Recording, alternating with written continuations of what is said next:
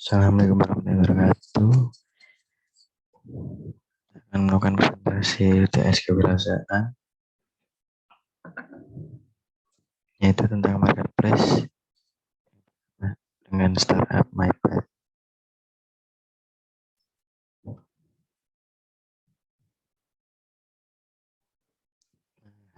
Kelompok kami ada Arga Wicaksono, Aditya Galinda, Cahyo Gadang Panini, Jairuhi Rahman. MyPad visi menjadi marketplace berbasis web nomor 1 di Indonesia. Alasan ide bisnis, tugas untuk UTS keberasaan itu sendiri menjadi solusi untuk jual beli hewan peliharaan yang masih memiliki banyak masalah dan masih susah. Keuntungan yang menjanjikan banyak mitra konvensional, kompetitor yang masih sedikit. Tujuan jangka pendek, jadi bisa jual beli hewan peliharaan yang aman dan lebih yang dapat diakses kapan saja, di mana saja dan oleh siapapun, memberikan pelayanan terbaik. Tujuan jangka panjang menjadi pusat penyebaran, pembelian, pemasaran, penjualan jasa dan barang segala jenis hewan dan kebutuhannya di seluruh Indonesia. Masalah umum. Latar belakang masalah. Seiring dengan perkembangan teknologi yang ada, sarana yang dapat digunakan untuk melakukan kegiatan jual beli pun berkembang menjadi lebih modern. Kegiatan jual beli tidak mengharuskan penjual dan pembeli untuk melakukan sebuah transaksi. Penjual dapat menjual atau menawarkan produk melalui e-commerce, forum jual beli maupun melalui sarana jual beli online yang lainnya. Sedangkan calon pembeli dapat melihat produk melalui sarana tersebut. Solusi, nama Cahyo Gadang. Manfaat dan fitur. Manfaat, mempermudah komunikasi antara produsen dan konsumen, mempermudah pemasaran dan promosi barang atau jasa, memperluas jangkauan calon konsumen dengan pasar yang luas, mempermudah proses penjualan dan pembelian, mempermudah pembayaran karena dapat dilakukan secara online, mempermudah informasi. Untuk fitur sendiri ada logo website atau toko online, search option, dan shopping chart, spesifikasi produk, penawaran atau promosi, metode pembayaran, kontak person atau customer service, icon atau link media sosial, aksesoris, forum, dan artikel. Nilai jual produk, harga yang kompetitif, banyak menyediakan fitur, banyak mitra yang bekerja sama, mencakup daerah yang luas, kemudahan transaksi, keamanan yang terjamin, asuransi produk, pengembangan produk dan layanan, meningkatkan pelayanan dari SDM dan sistem, soft and user friendly, dapat digunakan semua kalangan. Yang ketiga, pelayanan secara global. Yang keempat, situs yang dapat diakses semua device cepat, tanggap dalam menyelesaikan masalah, dan yang terakhir dapat menjadi solusi dalam berbagai keadaan. Analisis pasar, segmentasi dan karakteristik pelanggan. Yang pertama, segmentasi demografi. Yang kedua, segmentasi pasar. Berikutnya, segmentasi gaya hidup. Berikutnya, segmentasi pendapatan. Segmentasi penggemar, segmentasi kesiapan, segmentasi pengetahuan, dan segmentasi jaringan. Untuk target pasar itu sendiri,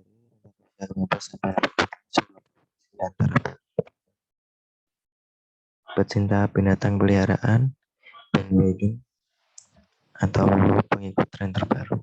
Analisis strengths. Yang pertama, pasar yang luas dan banyak ditemui. Kedua, biaya yang sangat ekonomis. Ketiga, jenis-jenis produk yang banyak. Berikutnya, opportunities.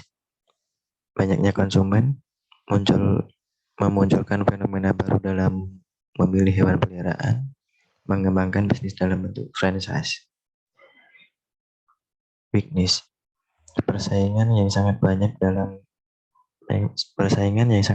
dan lebih terkenal, kurangnya pengalaman, kurangnya lahan dan waktu. Kemudian traits, potensi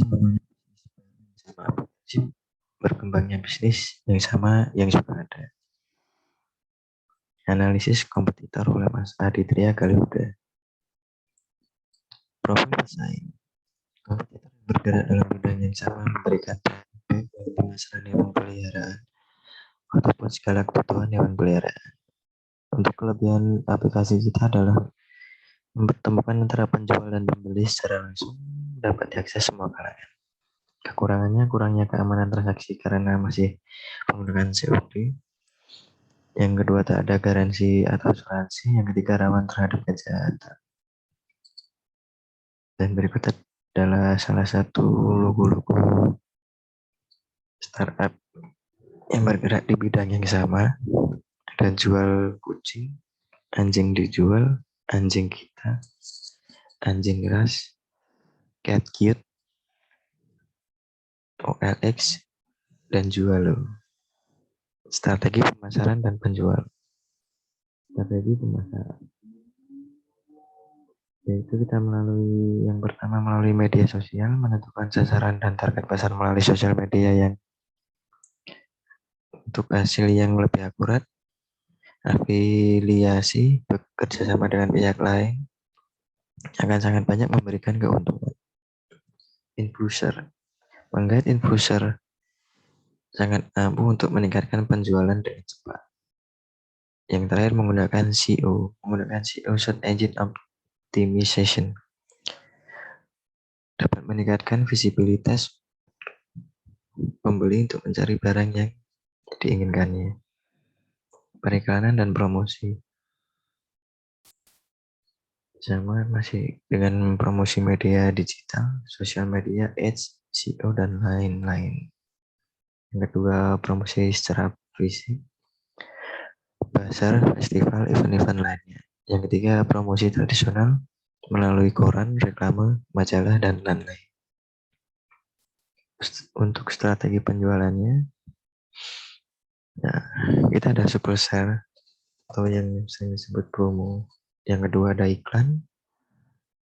Yang terakhir ada diskon. Sumber penghasilan, kita mengambil sumber penghasilan dari premium seller dan asuransi. Media pemasaran pertama adalah dari media sosial, ada YouTube. Yang kedua Traveloka, advertising Instagram. Untuk yang media fisiknya kita pakai baliho, pasang iklan koran, dan majalah. Bisnis model kanvas. Yang pertama supplier dan partner, penjajah kebutuhan hewan peliharaan, dan ambasador, penyedia layanan hosting dan backend. Kemudian payment gateway, bank, e-wallet, waralaba seperti Indomaret dan Alfamart. Berikutnya ada pengiriman, legalitas pemerintah, komunitas pecinta satwa. Kegiatan utama sendiri ada terdiri dari desain produk, research and development. Yang berikutnya pemeliharaan dalam bidang aplikasi, website, dan server. Untuk pemasaran sendiri, distribusi aplikasi, menghubungkan antara penjual dan pembeli. Berikutnya aset yang dimiliki adalah aplikasi untuk mitra, aplikasi untuk customer. Mitra itu sendiri penjual hewan peliharaan, domain, dan server. Berikutnya solusi, menjamin keamanan transaksi, menyediakan banyak pilihan hewan peliharaan, mempermudah jual beli hewan peliharaan. Berikutnya tipe relasi dengan konsumen, customer service, sosial media, diskon dan promo, blog, fast response. Berikutnya komunikasi dan distribusi melalui mobile app, website, iklan, dan testimoni pengguna. Target pasar pecinta hewan peliharaan, mencakup semua kalangan dari usia 13 sampai 80 tahun yang mempunyai pendidikan minimal SD, jenis kelamin laki-laki dan perempuan, pendapatan per bulan minimal 500.000. Untuk metode pengeluaran, penyewaan infrastruktur, server dan backend, gaji, pegawai, pajak, biaya iklan dan marketing, research and development, biaya kantor, biaya pemeliharaan sistem. Untuk metode pemasukan, pertama ada mitra, fee dari mitra yang memasang iklan dengan biaya atas lebih, atau fee dari setiap transaksi terhadap toko yang memiliki budget trusted seller. Berikutnya biaya asuransi, pengiriman, atau pengembangan. Dampak sosial. Dampak sosial ada positif dan negatif. Untuk positifnya, belanja menjadi lebih praktis, bisa membandingkan harga, hemat tenaga dan waktu, bisa mendapatkan barang dari mana saja, dari luar kota bahkan luar negeri, harga barang lebih murah, membantu perekonomian pedagang kecil. Untuk sisi negatifnya, kualitas barang yang tidak sesuai dengan gambar, barang yang diterima cacat, tidak bisa membedakan barang asli atau tiruan, sering terjadi penipuan, setelah uang ditransfer, barang tidak diterima, menimbulkan perilaku konsumtif, rentan aksi pembobolan rekening, jika pembayaran dilakukan melalui internet. Untuk roadmap teknologinya, yang pertama pendanaan, kedua perpajakan, ketiga perlindungan konsumen, keempat pendidikan dan sumber daya manusia, kelima pembentukan manajemen, pelaksanaan peta jalan SPNBE 2017 sampai 2019. Yang keenam keamanan cyber atau cyber security, yang ketujuh logistik, yang kedelapan infrastruktur komunikasi. Yang berikutnya ada research and development. Yang pertama dilakukan adalah analisis dan perencanaan.